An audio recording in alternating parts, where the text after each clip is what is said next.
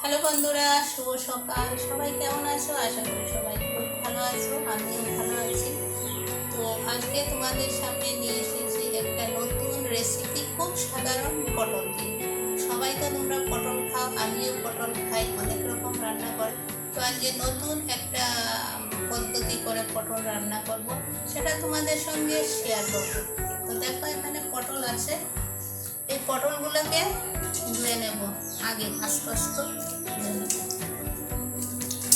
পটলগুলোকে আমি একটাকে করে দেখাচ্ছি, কারণ ভিডিওটা বেশি লম্বা হয়ে যাবে।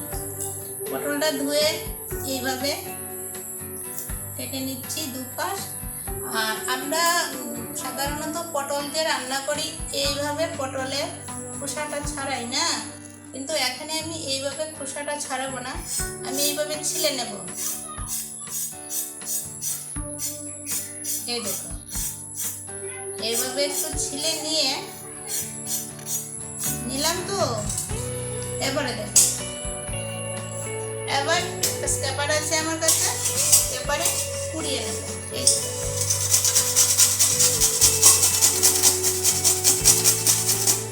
এই যে দেখো, এইভাবে আমি সবগুলো পটলকে কুড়িয়ে নেব। আমি একটাকে করে দেখালাম তোমাদেরকে, কারণ সবগুলো করলে ভিডিওটা অনেক লম্বা হয়ে যাবে, কেউ দেখবে না। তো এই জন্য একটা করে দেখালাম, ঠিক একইভাবে তোমরাও করবে, ঠিক আছে? তো দেখো বন্ধুরা, আমার পটলটা পুরানো হয়ে গেছে। এই দেখো কেমন হয়েছে। বেশি একটা নিইনি, আমি অল্প পরিমাণে নিয়েছি। পটলটা কুড়িয়ে নিয়েছি। এখানে আলু ছোট ছোট চৌকো করে কেটে রেখেছি, আছে কাঁচা লঙ্কা, আদা একটু থেতো করে রেখেছি। সরিষার তেল দিয়ে রান্নাটা করব, সরিষার তেল। এখানে আছে নুন, হলুদ গুঁড়ো, জিরে আর ধনে গুঁড়ো।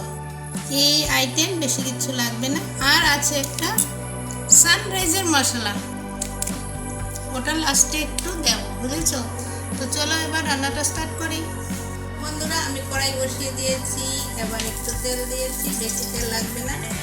তেলটা একটু গরম হয়ে যাক। এবার আলুগুলোকে আগে ভেজে নেব। আলুগুলো ধুয়ে রেখেছি, এগুলো আগে। তো বন্ধুরা, আলুগুলো ভাজা কিরকম করেছি দেখো, একদম পনির যেভাবে ভাজে এরকম পনিরের মতো লাগবে না, লাল করে দেবো। এবার এই আলুর মধ্যেই আমি এই পটলগুলো দিয়ে দিই, বুঝেছো? আর পটলগুলো পোড়ানোর সময় যদি তোমরা দেখো শক্ত শক্ত মিষ্টি আছে, সেগুলো ফেলে দেবে। পটল দিলাম, এখন একটু জিরে আর ধনে গুঁড়ো দিয়ে দিলাম।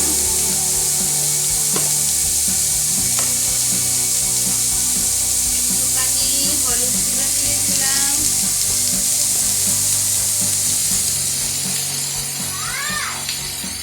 নুন দিয়ে দিলাম পরিমাণ মতো। আর দেব কাঁচা লঙ্কা, এখানে লঙ্কা গুঁড়ো ইউজ করবো না, দিয়ে দিলাম সব কিছু। এবার একটু নেড়ে ঢাকা দিয়ে দেব। বন্ধুরা, তোমাদের সবাইকে একটা কথা আমি বলছি, এই যে রান্নাটা করছি, এই রান্নাটা আমি আমার একজন রিলেটিভের বাড়িতে গিয়েছিলাম বেড়াতে, ওখানে আমি খেয়েছি। আমার ভীষণ ভালো লেগেছে খেতে। তো আমি আমার রিলেটিভকে জিজ্ঞেস করেছিলাম যে ওটা কি করে রান্না করেছেন।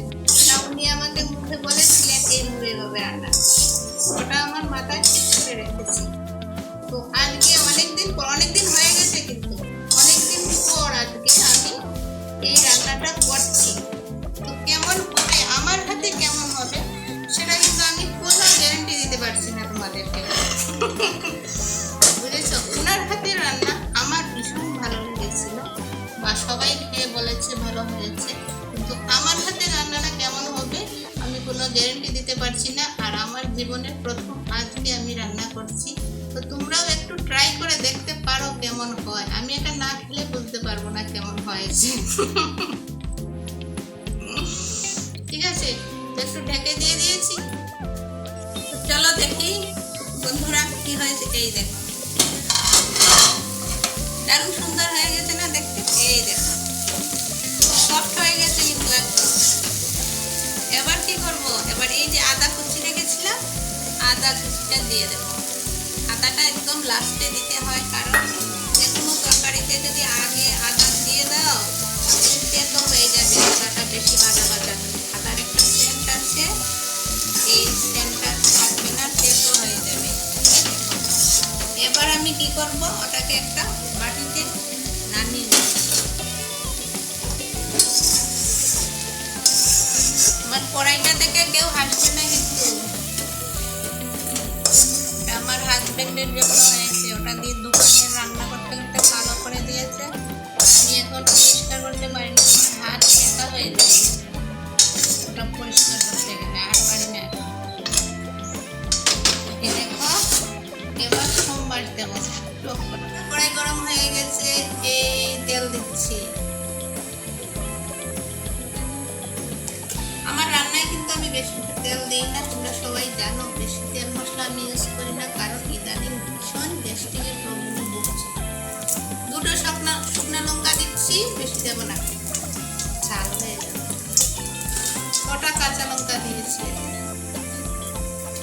তো বন্ধুরা, আমার মনে হচ্ছে এটা দারুণ হবে খেতে, সবাই ট্রাই করে দেখো। ভয় পেয়ে গেছিলে আগের কথা শুনে, আগে যে বলেছিলাম যে আমি প্রথম রান্না করেছি, ভয় পেও না। পাঁচফোড়নটা দিয়ে দিলাম, একটু ভাজা হলে ওটা দিয়ে দেবো। বন্ধুরা দেখো একদম পুরো হয়ে গেছে, এবার ছেড়ে দিচ্ছি।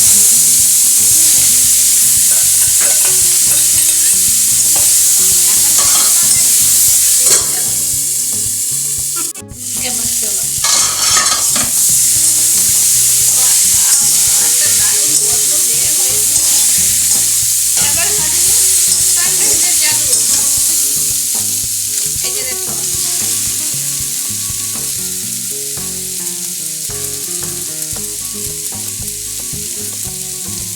এই যে দেখো, এতখানি সানরাইজের মশলাটা দিয়ে দিচ্ছি।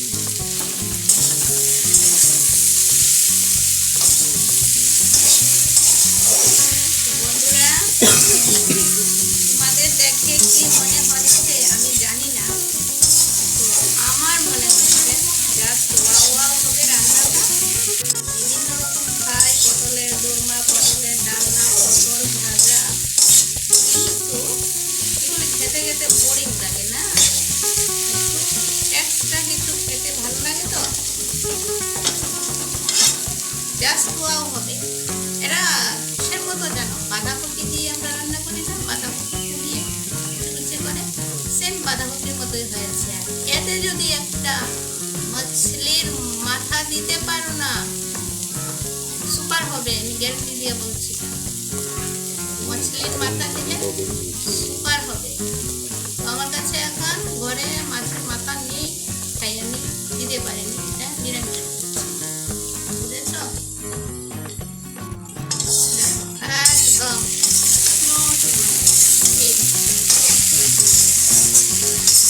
তো বন্ধুরা, একদম কম আইটেমে, কম খরচে, কম সময়ে